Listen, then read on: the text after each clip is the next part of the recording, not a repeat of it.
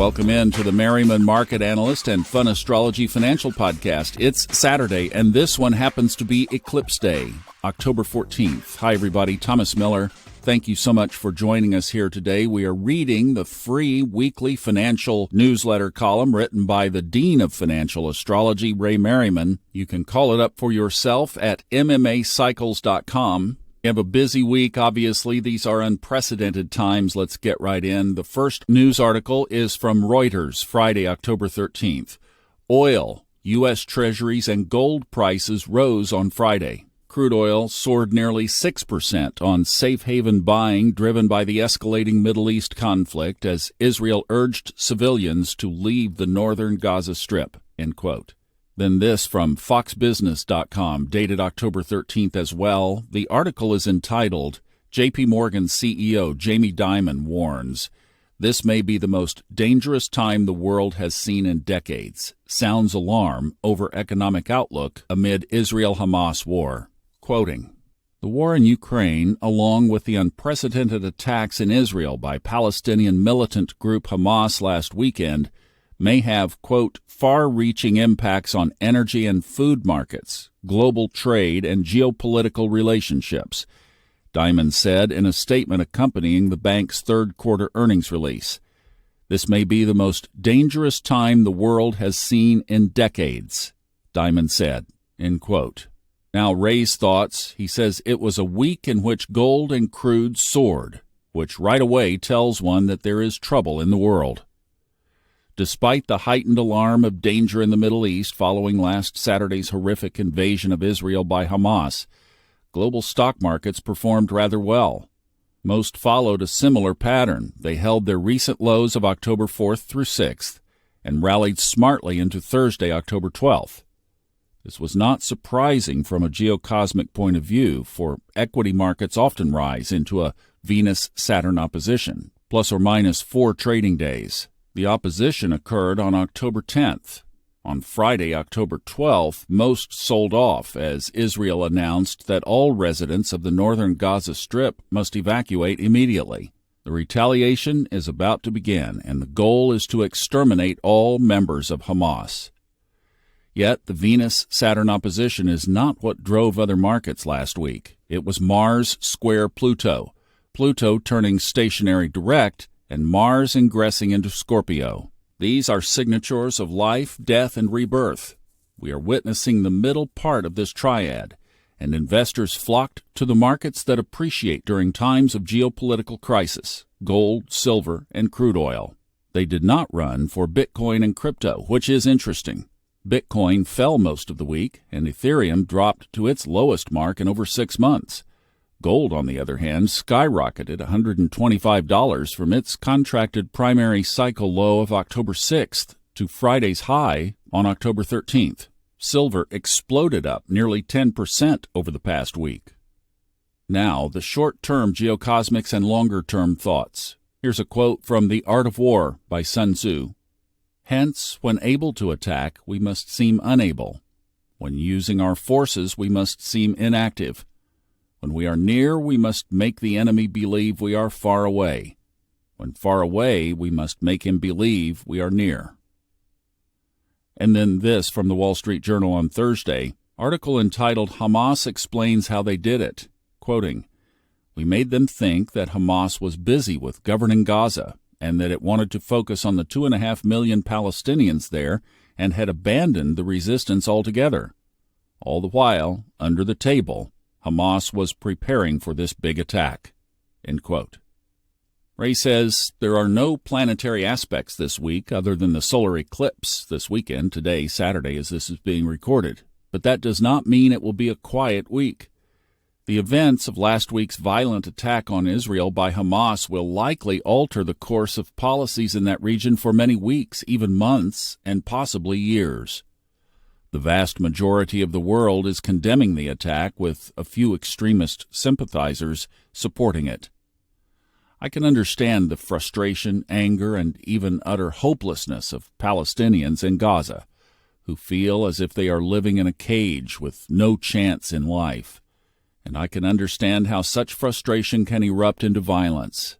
Yet it is hard to empathize with the scope of a planned attack intentionally designed to brutally murder so many innocent civilians, along with other depravities too disheartening to print. It is difficult to understand the level of depravity that would lead to that scope of violence against an unarmed, unprotected, and innocent mass of people. I can understand launching a campaign of war against the military or government of one's enemy, but intentionally targeting innocent civilians and children?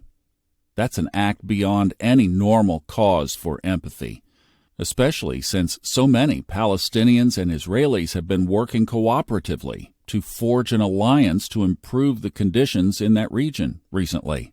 There had been promise that these alliances were working, but that is all shattered now after being undermined by a dangerous minority of terrorists and their sympathetic extremists, once again controlling the narrative. And this narrative is about to be upstaged by the Israeli leadership and military, who vow to wipe Hamas off the face of the earth.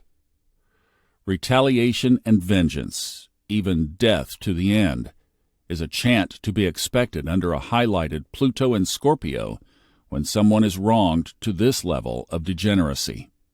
We look to the astrological correlates to this horrific event and the consequences that will surely follow, and there is no lack of signatures present, as described in last week's column, which was written before the attack, or in last year's Forecast 2023 book.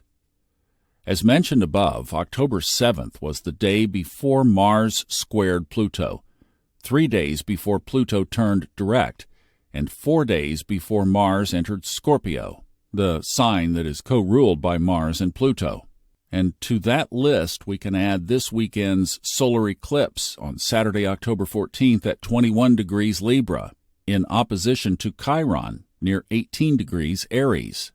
Chiron is something between a minor planet and an asteroid, located between the asteroid belt and the Kuiper belt. It has a 50-year orbit cycle around the Sun, which is interesting because the October 7th, 2023 attack on Israel was exactly 50 years and 1 day from the October 6th, 1973 surprise attack by an Arab coalition on the holy day of Yom Kippur. This was the last assault of this magnitude on Israel, although it seems Israel is always on the brink of a severe conflict. Chiron was also about 18 degrees then. There was no eclipse at that time, but Chiron was in opposition to Uranus and Saturn was square Pluto, with the south node of the moon on Saturn.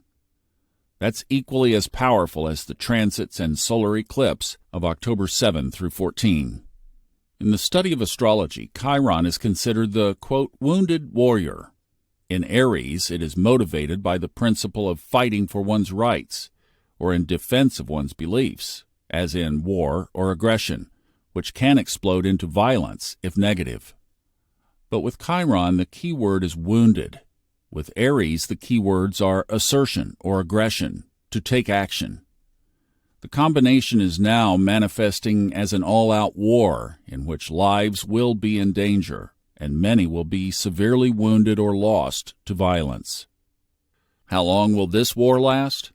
In 1973, the Yom Kippur War lasted only 19 days before the Israeli army put down the aggressors and regained their land. This one could last longer for several astrological reasons. First, the Sun is applying to a conjunction with Mars on November 18, 2023. It seems likely that the drive to fight and/or defend one's territory and people will increase during the applying phase of this aspect. Both sides will be aggressive. This is also the aspect we have been pointing to as a correlation of 8% or greater declines in many world stock indices within about 6 weeks of a crest. I don't think we've seen the end of it yet. Second, Mars will enter Sagittarius and Capricorn on November 24, 2023 through February 14, 2024. Several years ago, I published a study in the ISAR journal illustrating the correlation of this planet-sign combination to larger-than-normal price swings in crude oil, further related to disputes, unrest, and wars in the Middle East involving Israel. This new round of conflict may not end until sometime during this period, but even beyond that, the opening chapters of the Forecast 2023 book provided a correlation between wars involving the United States and Uranus entering Gemini, which was World War II, Neptune entering Aries, the Civil War, and Pluto entering Aquarius, the American Revolution. The last time each of these planets entered each of these signs, it corresponded to the three most important wars in the history of the United States. All three of these conditions unfold between 2023 and 2025. This does not mean that the Israeli-Hamas war continues that long, for the U.S. is involved in conflicts with several other regimes as well that could erupt into greater wars for the nation. But its involvement in a Mideast war for that long can't be ruled out either. A copy of that opening chapter from Forecast 2023 was sent out to everyone who subscribes to the weekly report in an effort to facilitate understanding of the times we are living in. If you didn't receive a copy of this chapter and would like one, please go to the MMAcycles.com website and let us know through the Contact tab. There's no cost. We want everyone to understand what astrology says about the cosmic dynamics of this time, at least from the perspective of this astrologer, Ray Merriman. It all seems so bleak right now, but then again, we are headed for the Aries vortex of 2025 to 2026, after which a new world of opportunities is still very possible, even probable, in my view. This will be described in depth in the forthcoming Forecast 2024 book, which is also available for pre-order both from the copy of the newsletter and on the MMAcycles.com website. That's it for this week's commentary. Hope if you are catching this on October 14th and you have something special planned for the eclipse, that it's a wonderful day for you. We'll see you on Level Up Sunday night, funastrology.com YouTube channel, and also back on Monday with a full week of podcasts. Even if there are no aspects, there's a lot to talk about. Have a great weekend, everybody. Thanks for listening.